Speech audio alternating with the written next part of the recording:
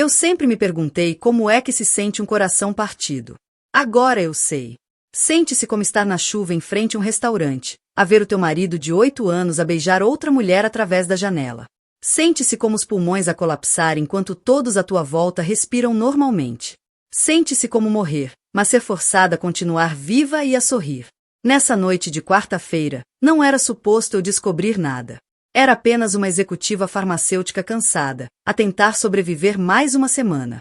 Mas a vida tem um sentido de humor doentio, não tem? A trabalhar até tarde outra vez. Amor. Reunião com um grande cliente. Não fiques à minha espera. Foi isso que a mensagem do Michael dizia. A mesma mensagem que ele tinha enviado 3 vezes nesse mês. A mesma reunião que aparentemente exigia o seu perfume caro e o relógio que eu lhe tinha dado pelo nosso aniversário. Acreditei nele até deixar de acreditar. Até que a Kelly da contabilidade me copiou por engano num e-mail a confirmar o seu habitual almoço de quinta-feira. Num dia em que ele me disse que estava fora da cidade. Uma mentira desfez tudo. É esse o problema da confiança. É uma casa de cartas. Tiras uma e começas a reparar que todas as outras estão a abanar. Contratei um detetive privado no dia seguinte. Dramático. Talvez. Necessário. Absolutamente. Em uma semana eu já tinha um nome.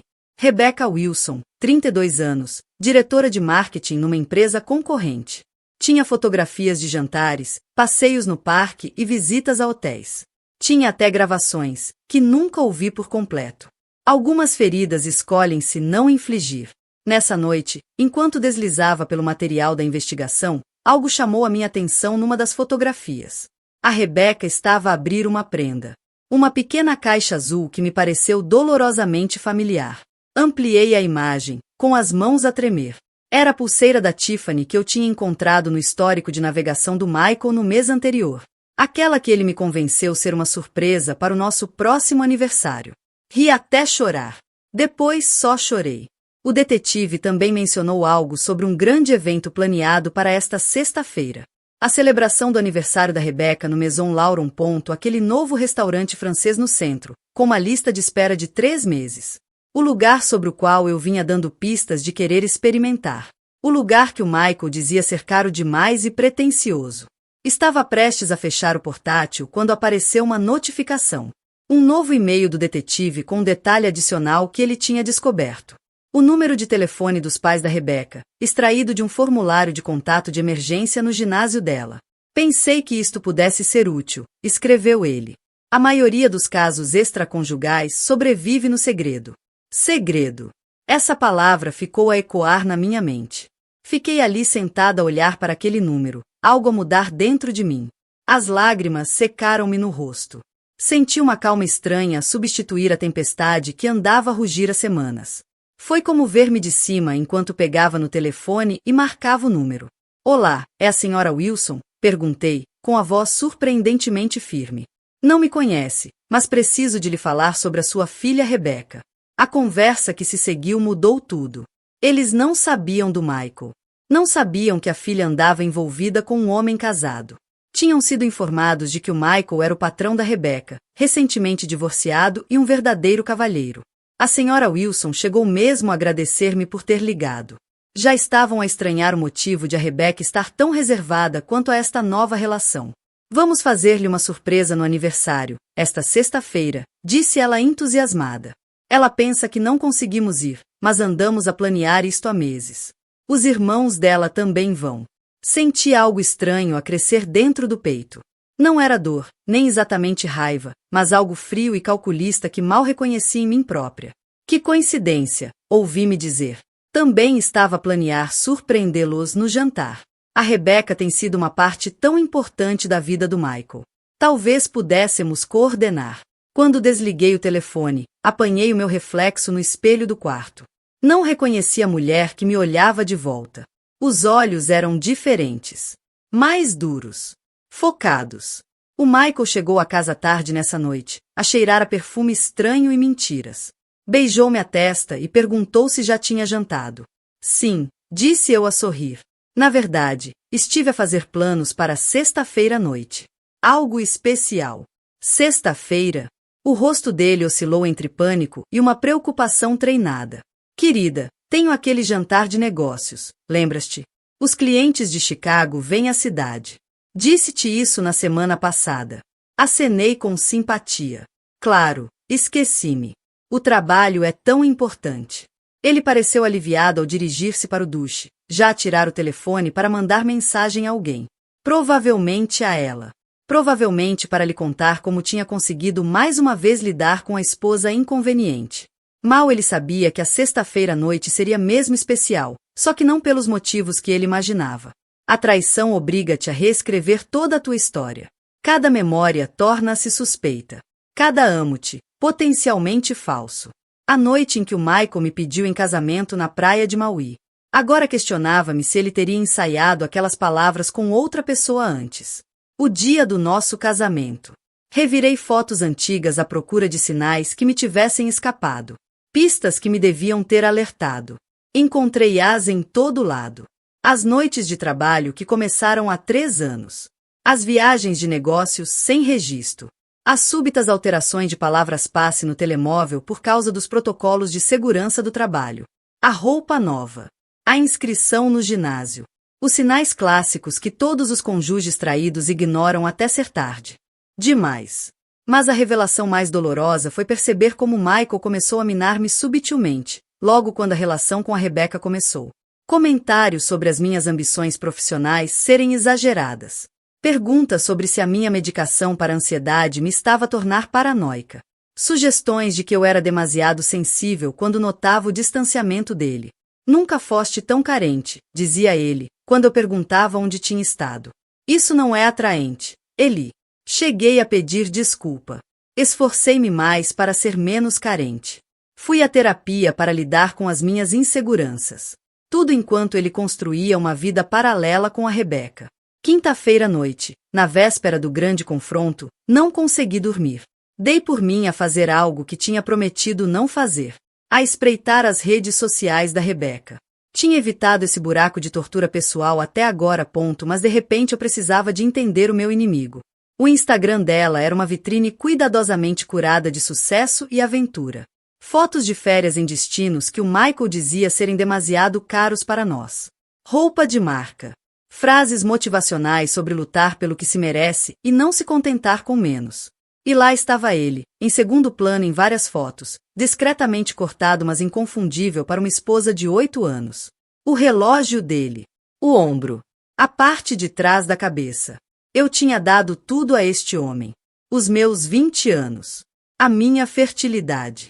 A minha herança, que financiou o negócio dele quando os bancos não quiseram saber dele. O meu apoio incondicional durante a morte do pai dele e os contratempos na carreira. E o que é que a Rebecca lhe tinha dado? Emoção. Juventude. Liberdade de responsabilidades. A oportunidade de fingir que era outra pessoa. Peguei no meu álbum de casamento e folheei-o mecanicamente. Lá estávamos nós a prometer o para sempre. O padrinho do Michael, o James, ao lado dele. O James que deixou de me ligar quando o caso começou. Teria ele sabido? Teriam todos sabido menos eu? O meu telemóvel apitou com uma mensagem da senhora Wilson. O voo aterrou. Estamos tão entusiasmados para amanhã. O restaurante confirmou nosso pedido especial para nos sentarmos perto da mesa dela. Os irmãos não veem a hora de conhecer o Michael como deve ser. Respondi com o polegar para cima e continuei a minha escavação arqueológica pelas ruínas do meu casamento. No meu armário encontrei o vestido vermelho que tinha comprado para o nosso 5º aniversário. Aquele que o Michael disse que era exagerado e não tinha a ver comigo. Experimentei-o, servia perfeitamente. Envolvia curvas que o Michael já não notava há anos. Usei-o no trabalho no dia seguinte. A minha colega Sofia assobiou quando entrei. Encontro quente hoje à noite? Perguntou ela. Pode-se dizer que sim, respondi, surpreendendo-me com uma gargalhada genuína. Vou conhecer a família da namorada do meu marido. A boca dela ficou aberta. Contei-lhe tudo enquanto ela ouvia com uma fascinação horrorizada. Não vais mesmo levar isso até o fim, pois não? Perguntou ela quando terminei. Vê se não, disse eu. Pelo menos deixa-me ir por apoio moral, insistiu ela. Fico no bar e sou a tua motorista de fuga se as coisas correrem mal. Abracei-a, grata pelo primeiro gesto genuíno de apoio que tinha recebido em meses. Ao longo do dia, o Michael mandava as desculpas do costume. A trabalhar até tarde. Reuniões com clientes. Eu respondia com mensagens de apoio, a desempenhar o papel de esposa ingênua uma última vez. Às 17 horas saí do trabalho e fui ao salão. Se ia deitar a minha vida abaixo, queria fazê-lo com estilo. Madeixas novas. Limpeza de pele. Unhas da cor do sangue. A cabeleireira perguntou qual era a ocasião. Estou a retomar a minha vida esta noite, disse simplesmente. Em casa, encontrei uma caixa de joias que não abria há anos. Lá dentro estava o pendente de diamantes da minha avó. Algo antigo. Algo valioso. Algo que antecedia o Michael. Coloquei-o ao pescoço e depois apliquei a maquilhagem com precisão cirúrgica.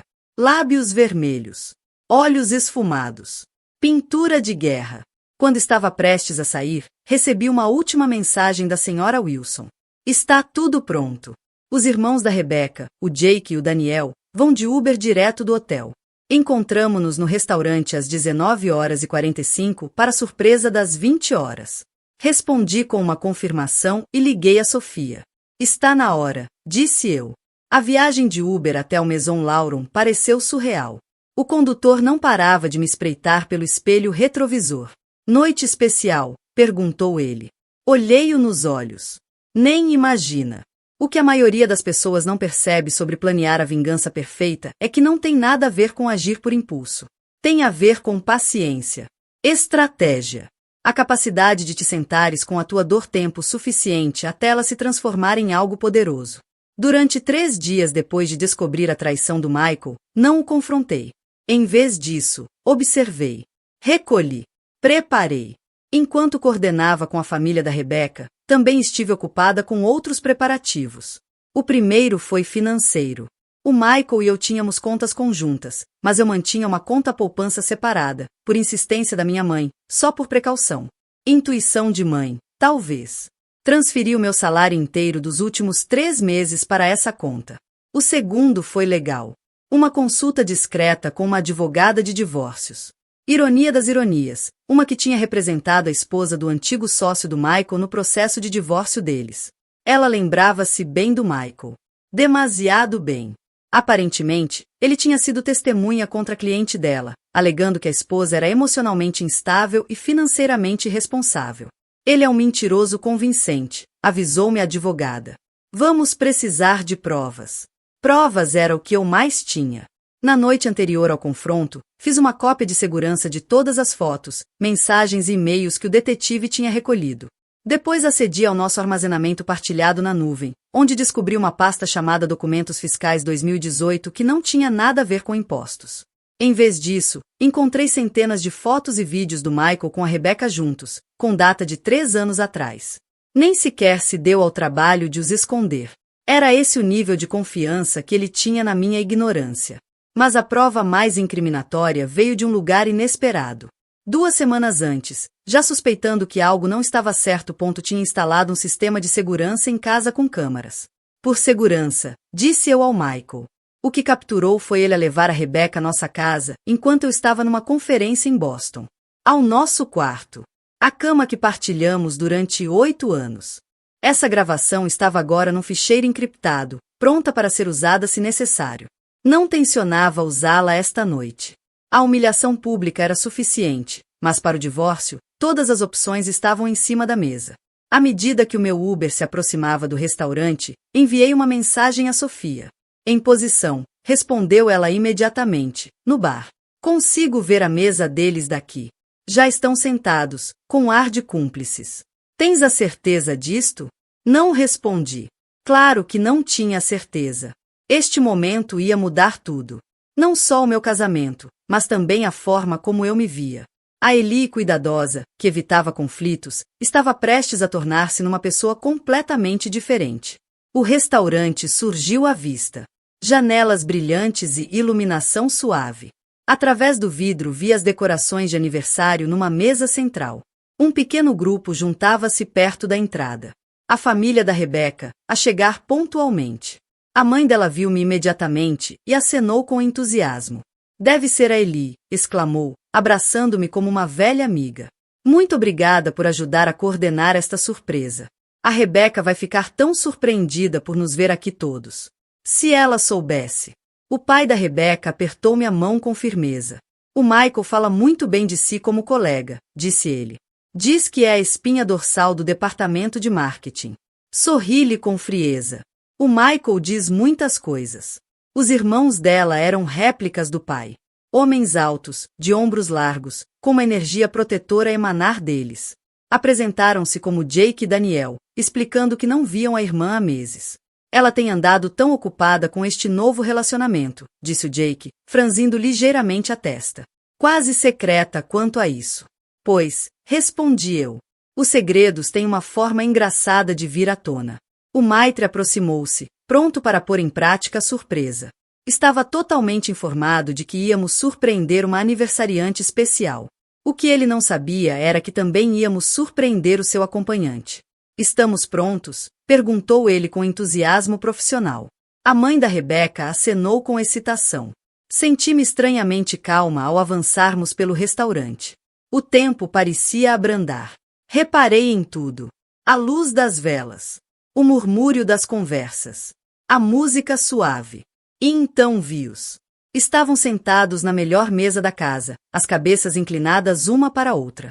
O Michael segurava-lhe a mão por cima da mesa, algo que já não fazia comigo há anos. Ele usava a camisa azul que eu lhe tinha dado no último Natal.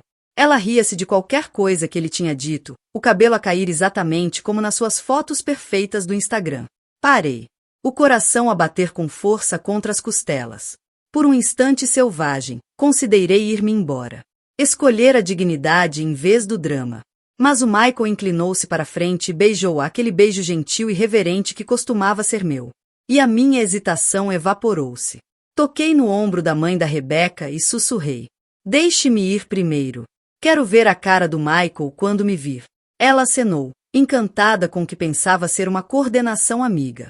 Inspirei fundo e avancei. O meu vestido vermelho a apanhar a luz. O diamante da minha avó a brilhar-me no pescoço. Feliz aniversário, Rebeca, disse eu, em voz alta e clara. A cabeça do Michael levantou-se de repente. Os nossos olhos encontrarão-se. Nesse instante, a cara dele passou por confusão, choque e um terror profundo. A Rebeca virou-se, franzindo a testa perante a interrupção, sem ainda me reconhecer das poucas vezes que nos cruzamos em eventos da empresa. Desculpe, começou ela. Eu sou a Eli, o Michael balbuciou, meio a levantar-se da cadeira. O que estás? Como é que? Surpresa, disse eu suavemente, mesmo quando a família da Rebeca avançava, visível atrás de mim. Mãe, pai, gritou a Rebeca, a cara a perder toda a cor. O que estão aqui a fazer? E foi aí que começou o verdadeiro espetáculo. Quem é a Eli? Perguntou a mãe da Rebeca, olhando entre nós, o entusiasmo a transformar-se em confusão.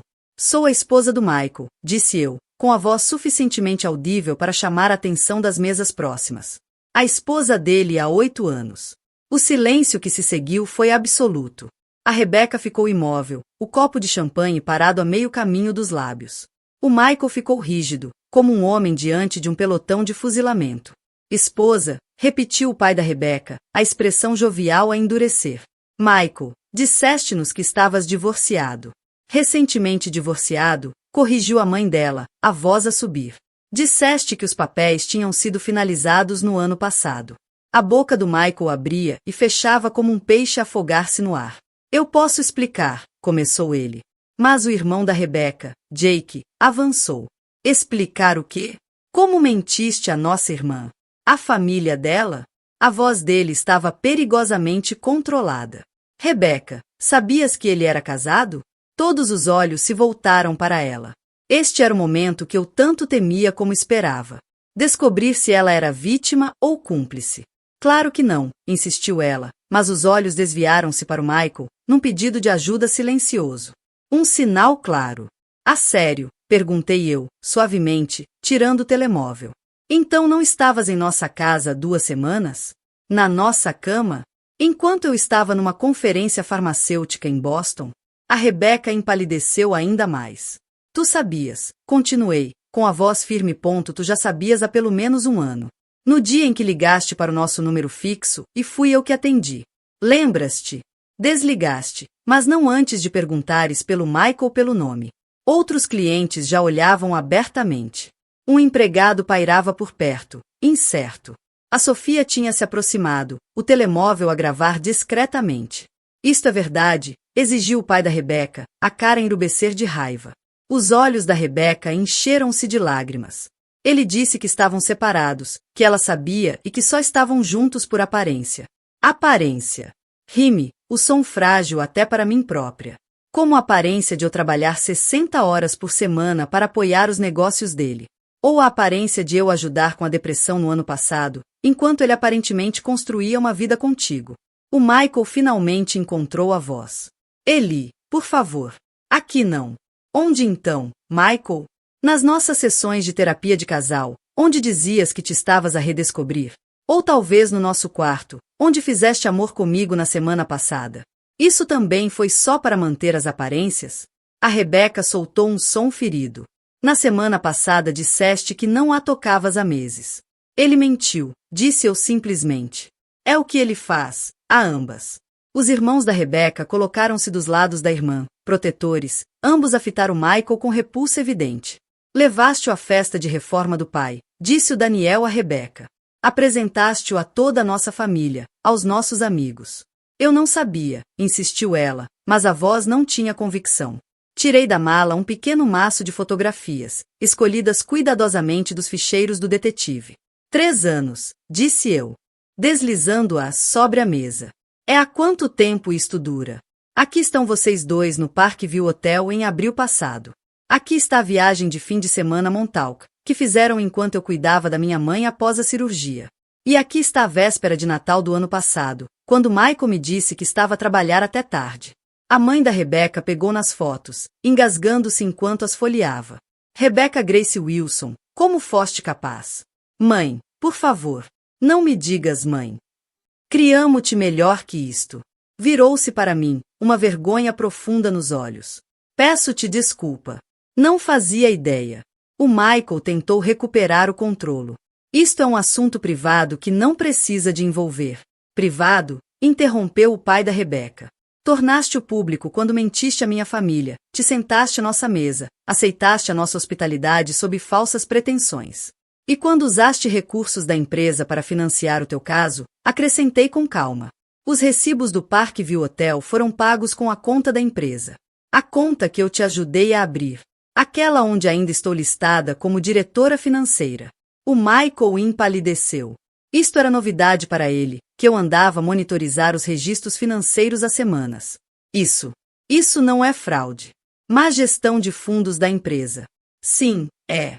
Os teus investidores podem querer saber como o dinheiro está a ser gasto. Uma pequena multidão tinha se juntado agora.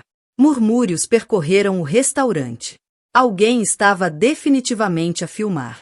Estás a armar uma cena? Sibilou Michael desesperadamente. Não, tu é que armaste a cena, disse o irmão da Rebeca, o Jake, aproximando-se do Michael. Durante 3 anos, aparentemente. Quero que saias, disse de repente a Rebeca, sem olhar para nenhum de nós. Os dois, por favor. Querida, começou a mãe dela. Mas a Rebeca cortou-a. Não consigo fazer isto aqui. Agora não. Senti uma pontada estranha de empatia por ela. Apesar de tudo, ambas éramos vítimas do egoísmo do mesmo homem. Eu vou, disse eu em voz baixa. Mas, primeiro, virei-me para o Michael, que estava freneticamente a mandar mensagens por baixo da mesa. Estendi a mão e tirei-lhe o telemóvel. O teu advogado pode esperar, disse eu, olhando para o ecrã. O meu já entregou a papelada. Vai ser notificado na segunda-feira. A cara do Michael contorceu-se. Sua vingativa. Planeaste isto tudo. O insulto pairou no ar, revelando o verdadeiro caráter dele a quem ainda tivesse dúvidas. Não, Michael. Tu planeaste isto no momento em que decidiste mentir. Eu só estou a fornecer a conclusão inevitável. Virei-me para a família da Rebeca. Lamento que tenham tido de descobrir assim. Mas se serve de consolo, ele mentiu-me sobre vocês tanto quanto vos mentiu sobre mim. O pai da Rebeca acenou com gravidade. Obrigado pela sua coragem, menina. Nós tratamos do resto. Como se estivesse em cena, a Sofia apareceu ao meu lado. O carro está à espera, murmurou. Lancei um último olhar ao cenário. O Michael encurralado. A Rebecca a desmoronar-se. A família dela formar um círculo protetor que os excluía a ambos. O bolo de aniversário esperava intocado ao lado, com as velas ainda por acender. Feliz aniversário, Rebecca, disse eu novamente, desta vez sem rancor. Espero que o próximo ano te traga melhores escolhas. Enquanto a Sofia e eu nos afastávamos, ouvi o pai da Rebecca começar. Quanto a ti, Michael, precisamos de ter uma conversa séria sobre os teus negócios. Lá fora, o ar da noite bateu-me no rosto como liberdade. A Sofia apertou-me o braço. Estás bem? Não, respondi com honestidade. Mas vou ficar. O meu telemóvel vibrava com notificações. A confrontação no restaurante já era tendência local nas redes sociais. Surpresa de aniversário e infiel exposto estavam a ganhar força. Desliguei o telemóvel. A validação pública podia esperar. Esta noite nunca foi sobre tornar-me viral. Foi sobre verdade, consequências e, mais importante ainda, sobre eu finalmente me erguer no meu poder depois de anos a ser diminuída. O carro afastou-se do passeio mesmo quando vi o Michael a sair do restaurante, de cara vermelha e desesperado. Avistou-me e correu alguns passos atrás do carro, gritando algo que não consegui ouvir. Não olhei para trás. 6 meses depois do que as redes sociais apelidaram de o acerto de contas do aniversário, a vida tinha encontrado um novo ritmo. Não necessariamente mais fácil, mas mais claro, mais honesto. O divórcio foi finalizado mais depressa do que o esperado. O Michael, enfrentando possíveis acusações de fraude por parte dos investidores depois da nossa confrontação pública ter motivado uma auditoria, aceitou condições generosas só para evitar mais escrutínio. Às vezes, a humilhação pública traz benefícios financeiros inesperados. Vendi a nossa casa. Demasiadas memórias assombravam aquelas divisões. Mudei-me para um apartamento no centro com janelas do chão ao teto e sem vestígios da minha vida anterior. Na primeira noite, sozinha chorei até me doer a garganta. Na segunda noite, dormi melhor do que tinha dormido em anos. A Rebecca entrou em contato, surpreendentemente, cerca de um mês depois de tudo ter acontecido. Encontramo-nos num café tranquilo, longe dos nossos locais habituais. Eu sabia, admitiu ela de imediato. Não no início, mas eventualmente. Ele ia sempre deixar-te no mês seguinte. Havia sempre uma razão para esperar. Há sempre, respondi. Ela parecia diferente. Mais pequena, de alguma forma. Menos polida. A minha família ainda não me perdoou. Os meus irmãos mal me falam. Não senti satisfação pela dor dela. Eles perdoarão eventualmente. Por que o fizeste daquela maneira? Podias tê-lo confrontado em privado. Considerei a pergunta. Passei anos a ser manipulada, a duvidar de mim mesma. Precisava de testemunhas, e sinceramente, achei que tu merecias saber com quem estavas realmente. Ela acenou lentamente. Os vídeos daquela noite ainda estão por aí. A gestora das redes sociais da minha empresa diz que provavelmente nunca vão desaparecer completamente. Eu sei. Lamento essa parte. Não lamentes, disse ela de repente, um vislumbre da sua antiga confiança a regressar. Foi humilhante, mas necessário. E, para o que vale, ele fazia-me o mesmo que te fazia a ti. Fazia-me sentir insegura, questionava minha memória, controlava a narrativa. Despedimo-nos com um aperto de mão constrangedor que se transformou num breve abraço, unidas momentaneamente pela experiência partilhada com o mesmo manipulador. O Michael tentou contactar-me várias vezes depois do divórcio. Primeiro com raiva, depois com manipulação e finalmente com pedidos de desculpa chorosos e promessas de mudança. Mantive o silêncio. Alguns finais não precisam de mais diálogo. A Sofia insistiu em organizar uma festa de renascimento para o meu 35º aniversário. Recusei, até ela me lembrar que marcaria exatamente 1 ano desde a confrontação. Recupera a data, insistiu ela. Faz com que seja sobre ti, não sobre eles. E assim fiz. Ocupamos um pequeno restaurante, não um Maison Lauron. Convidei apenas pessoas que tinham provado a sua lealdade durante o ano mais difícil da minha vida. A minha equipa de trabalho, que me protegeu dos boatos. A minha terapeuta, que me guiou através do luto sem pressa. A minha mãe, que viajava todos os meses só para se sentar comigo em silêncio quando as palavras falhavam. Tarde na noite, enquanto as conversas e os risos fluíam à minha volta, o meu telemóvel acendeu-se com uma mensagem de um número desconhecido. Tinhas razão em tudo. Estou a procurar ajuda agora. Não estou a pedir perdão. Só queria que soubesses. Me mostrei a Sofia, que aguardou pela minha reação. Que bom para ele, disse eu finalmente, guardando o telemóvel sem responder. E que bom para quem o amar a seguir. Nem um pouco curiosa, perguntou ela. Sobre o Michael? Não. E era verdade. Os meus dias de investigação tinham terminado. A verdade é que deixei de pensar no Michael semanas antes. A raiva que me sustentou durante o divórcio tinha finalmente ardido até o fim, deixando algo inesperado no seu lugar. Paz. Não felicidade, ainda não. Mas uma certeza tranquila de que a voltaria a encontrar. Mais tarde nessa noite, fiquei na varanda do meu apartamento a ver as luzes da cidade. O pendente de diamante da minha avó, aquele que usei naquela noite no restaurante, refletia a luz da lua quando toquei instintivamente. Um lembrete da mulher que também sobreviveu aos seus desgostos e saiu mais forte. As pessoas perguntam-me muitas vezes se me arrependo da confrontação pública. Se gostava de ter lidado com tudo com mais dignidade. Estão a perder o ponto. A dignidade nunca esteve na explosão. Estava no que veio depois. Em reconstruir-me sem pedir desculpa. Em recusar tornar-me mais pequena para acomodar as mentiras de outra pessoa. Às vezes penso naquela mulher que vislumbrei no espelho na noite antes de tudo mudar. Aquela com os olhos duros e focados que mal reconheci. Ela salvou-me. Não nasceu do ódio, mas do respeito próprio que esteve suprimido durante demasiado tempo. Já não preciso de vingança. Mas nunca esquecerei o que ela me ensinou. Que por baixo da minha capacidade de amar, existe uma capacidade igual para a justiça. E que a verdade, por mais adiada que seja, acaba sempre por vir à tona. Como a água, como o ar, como a liberdade.